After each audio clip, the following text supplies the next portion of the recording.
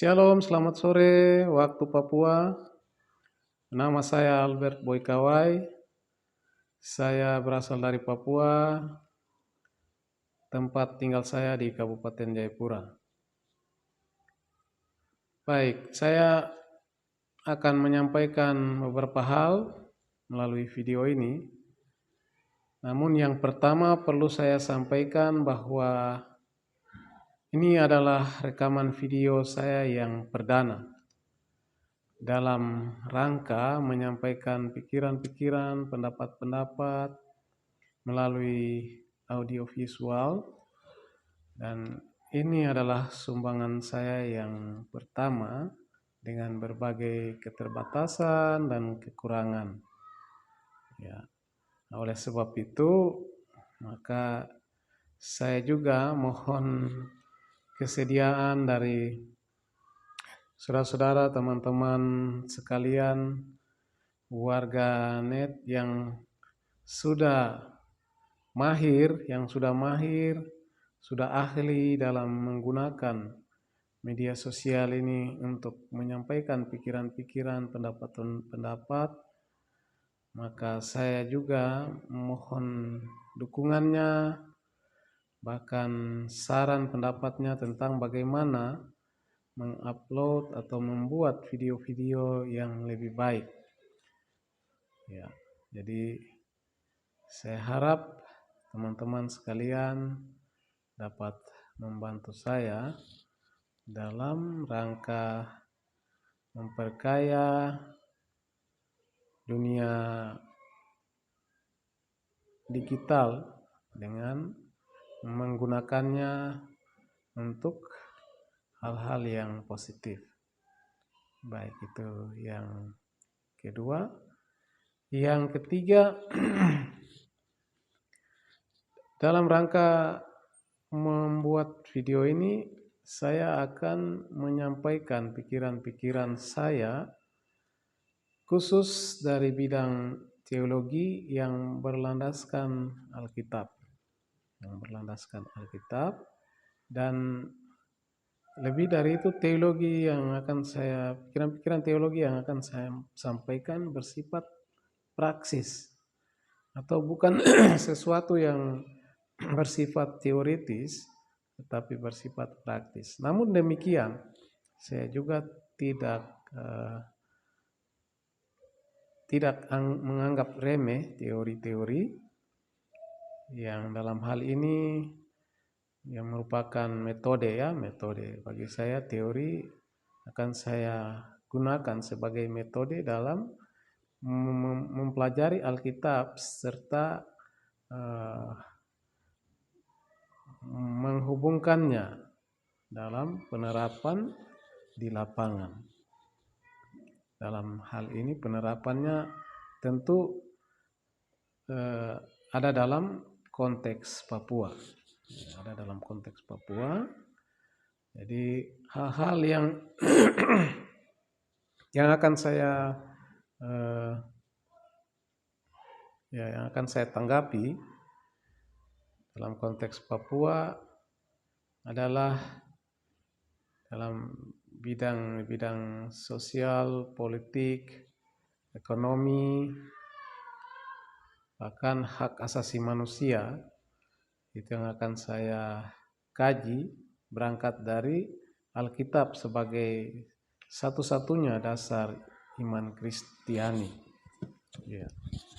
Jadi itu yang akan saya sampaikan melalui video ini. Baik. Yang keempat, mengawali video saya ini, saya juga akan menyampaikan pandangan-pandangan atau pikiran terkait dengan beberapa tema yang menjadi perdebatan antara agama atau di antara keyakinan yang berbeda. Dalam hal ini, di video saya yang awal ini, yang perdana ini, saya akan menyampaikan tentang tema terkait dengan utusan. Ya, terkait dengan utusan.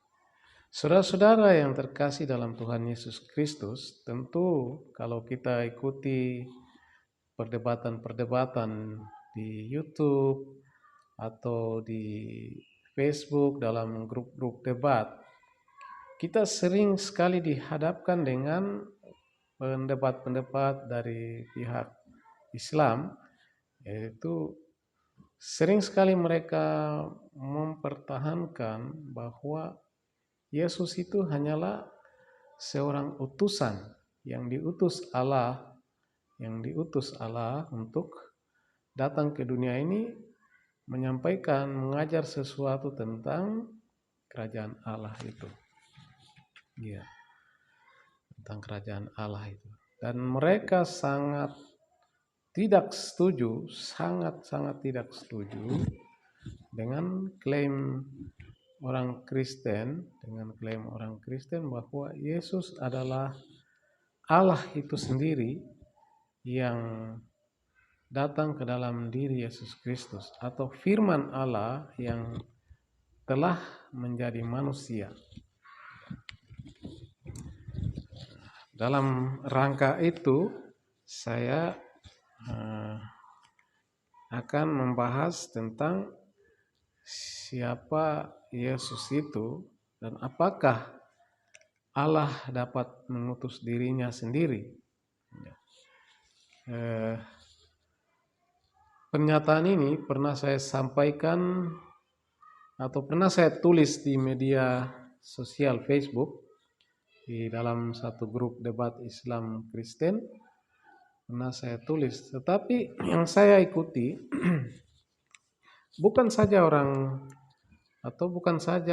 saudara-saudara kita yang dari Islam yang tidak atau yang tidak setuju dengan pernyataan ini, tapi ada juga saudara-saudara kita yang Kristen yang juga belum paham atau tidak setuju dengan pernyataan ini. Artinya apakah mereka bingung atau mungkin mereka juga berasal dari doktrin atau pengajaran yang lain yang tidak menerima ketritunggalan Allah itu. Ya. Tapi di sini saya akan sampaikan bahwa kemungkinan saudara-saudara yang tidak menerima pernyataan ini ada 3 kemungkinan, ya, ada 3 kemungkinan. Yaitu kemungkinan yang pertama adalah karena mereka belum mempunyai pengetahuan tentang pernyataan tersebut. Nah, kalau seperti itu ini hal yang wajar saja. Dan pasti dalam perkembangan selanjutnya ketika dalam diskusi pasti mereka akan mengerti. Kemungkinan yang kedua adalah belum memahami atau kurang referensi pendukung tentang manusia, tentang gambaran atau pembahasan definisi tentang manusia dari sudut pandang teologi. Ya, jadi mereka mungkin belum punya referensi-referensi terkait dengan definisi manusia dari sudut pandang teologi. Kemungkinan yang ketiga adalah berasal dari pihak yang menolak keberadaan Yesus sebagai firman Allah yang menjadi manusia. Ya. Mereka ini bisa saja bukan dari pihak Muslim saja, tetapi ada juga dari aliran Yahudi Ortodoks, pemahamannya mereka yang berkembang ke seluruh dunia sehingga itu turut mempengaruhi pikiran-pikiran baik sesama orang Kristen ataupun yang lainnya. Kemudian ada juga aliran dari Advent. Advent yang tidak mengakui Yesus, mereka masih kepada Allah Yahweh. Dan ada juga saksi Yehova. Saksi Yehova ini juga menggunakan Alkitab, tetapi mereka belum mengakui Yesus sebagai Allah yang datang ke dalam dunia. Kemudian dari sebagian kaum muslim yang sampai hari ini memang sangat bertolak belakang dengan keyakinan Tritunggal. Ya. Baik, saya langsung saja kepada sedikit penjelasan awal saya tentang pernyataan saya tentang utusan atau tentang Allah mengutus dirinya sendiri. Ya. Ya, ini menurut saya sebenarnya pernyataan yang mudah dimengerti dengan kata-kata yang sederhana. Dengan contoh kata yang sederhana yang sepadan yang bisa menjelaskan pernyataan saya ini, yaitu tentang istilah memerintah diri sendiri. Ya, ini istilah ini sering sekali dalam kehidupan masyarakat Indonesia, dalam bahasa Indonesia sering sekali kita dengar di mana saja, dalam ruang-ruang pendidikan ataupun dalam aktivitas sehari-hari, dalam pergaulan sehari-hari sering sekali kita dengar. Bagaimana pernyataan ini sering disampaikan terkait dengan ketika orang mencari kerja, itu bahasa ini sering disampaikan, lebih baik kita berusaha memerintah atau bekerja untuk diri sendiri. Dalam artian inilah kalimat ini sering digunakan, lebih baik kita perintah diri sendiri daripada diperintah oleh orang lain. Ya. Saudara-saudara yang terkasih dalam Yesus Kristus, ada beberapa dalil Alkitab dari Perjanjian Lama maupun Perjanjian Baru yang bisa saya sampaikan di awal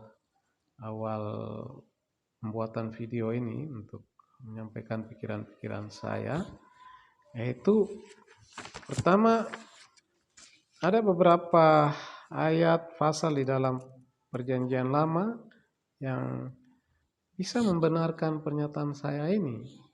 Ya. Yang pertama itu adalah Kejadian 11 ayat 5. Ya, Kejadian 11 ayat 5. Ini tentang pembangunan Menara Babel, ya, tentang pembangunan Menara Babel. Di situ ayat 5 berbunyi demikian. Lalu turunlah Tuhan untuk melihat kota dan menara yang didirikan oleh anak-anak manusia itu. Ya, jelas ya, Tuhan turun. Berarti Tuhan sendiri berinisiatif turun untuk melihat apa maksud dan tujuan dan sejauh mana pembangunan Menara Babel itu. Ya, itu teks Alkitab yang pertama. Yang kedua, itu dalam Kejadian 18 ayat 20 dan 21. Kejadian 18 ayat 20 dan 21. Berkata demikian, sesudah itu berfirmanlah Tuhan, sesungguhnya banyak keluh kesah orang tentang Sodom dan Gomora, dan sesungguhnya sangat berat dosanya. Baiklah, aku turun untuk melihat apakah benar-benar mereka telah berkelakuan seperti keluh kesah orang yang telah sampai kepadaku atau tidak. Aku hendak mengetahuinya. Ya. Ini tentang penghukuman Sodom dan Gomora. Ya. Situ jelas Tuhan juga turun. Artinya Tuhan datang sendiri untuk melihat kehidupan manusia di kota Sodom dan Gomora. Ya. Yang ketiga itu Keluaran pasal 3 ayat 8 ini tentang pengutusan Musa. Pada ayat 8 di situ dikatakan, sebab itu aku telah turun untuk melepaskan mereka dari tangan orang Mesir. Ya. Jelas di sini dalam kaitan dengan perbudakan bangsa Israel di tanah Mesir, di situ keluh kesah mereka telah sampai kepada Tuhan. Maka Tuhan mendengar keluh kesah mereka sehingga Dia turun dan menjumpai Musa dan mengutus Musa untuk melakukan pembebasan bangsa Israel dari perbudakan di tanah Mesir. Ya. Jadi sudah sangat jelas 3 teks ini menyampaikan kepada kita bahwa Tuhan jelas-jelas telah datang sendiri dalam hal ini, berinisiatif untuk datang dan menyatakan dirinya kepada manusia. Ya. Kemudian di dalam perjanjian baru juga ada di dalam Matius pasal 21 ayat 40, di situ Yesus menyampaikan dalam sebuah perumpamaan tentang penggarap kebun anggur, ya. Di situ dalam ayatnya yang ke-40 Yesus menyampaikan, maka apabila Tuan kebun anggur itu datang, apakah yang akan dilakukannya dengan penggarap-penggarap itu? Jadi perumpamaan yang sama juga ada terdapat dalam Markus 12 ayat 1 hingga ayat 12 dan Matius 20 ayat 9 sampai 19. Jadi sudah sangat jelas, saudara yang terkasih dalam Tuhan Yesus Kristus, bahwa sangat masuk akal jika Allah dengan inisiatifnya sendiri datang menjumpai manusia dalam keberadaan mereka. Jadi sangat masuk akal. Nah, mengapa tidak mungkin Allah sendiri berinisiatif untuk datang dalam diri Yesus Kristus? Apakah tidak mungkin? Ya, saya pikir bagi orang Kristen atau yang berkeyakinan Kristen ini hal yang sangat mungkin. Sebab bicara mengenai utusan adalah orang yang melakukan perintah atau yang melakukan tugas yang diperintahkan kepadanya. Nabi-nabi itu adalah utusan Allah untuk menyampaikan firman Allah. Allah memerintahkan mereka untuk menyampaikan firman. Nah, jadi jika mereka, ya dalam hal ini intinya adalah bahwa utusan itu adalah orang yang melakukan perintah dari seseorang, tugas dari seseorang. Nah, di dalam perumpamaan tentang penggarap-penggarap kebun anggur tadi, kita telah melihat dengan jelas bahwa ketika utusan-utusan itu datang, mereka ditangkap, dibuang keluar dan dibunuh. Nah, sampai anaknya yang tunggal pun ketika datang mereka tangkap dan bunuh. Nah, dalam hal ini Allah berinisiatif sendiri untuk datang ke dalam dunia manusia untuk mengajar mereka, untuk mendidik mereka agar mereka kembali memiliki kelakuan atau perilaku hidup yang sesuai dengan kehendaknya. Nah, dalam hal inilah maka pernyataan saya terkait dengan Allah mengutus dirinya sendiri itu adalah sesuatu yang sangat masuk akal. Sebab jika kita bawa ke dalam pemahaman tentang manusia ini kan terdiri dari tubuh, jiwa, dan roh. tubuh, jiwa, dan roh ini jika roh berkehendak dan itu bersatu bersama dengan jiwa, maka ini akan menggerakkan tubuh untuk melangkah kepada tujuan. Ya, disitulah terjadi satu kehendak. Allah berinisiatif sendiri untuk datang ke dalam dunia manusia untuk mengajar manusia kembali kepada jalan selamat yang pernah Dia sampaikan, Dia ajarkan kepada para nabi, turunkan melalui Musa, para pemimpin-pemimpin raja, dan untuk disampaikan kepada bangsa Israel agar mereka boleh taat dan menuruti apa yang telah diajarkan. Ya. Jadi untuk sementara pernyataan saya seperti itu. Biarlah ada tanggapan-tanggapan yang berkembang yang lebih baik untuk mengembangkan diskusi ini ke arah yang lebih baik, lebih berbobot atau lebih bermakna.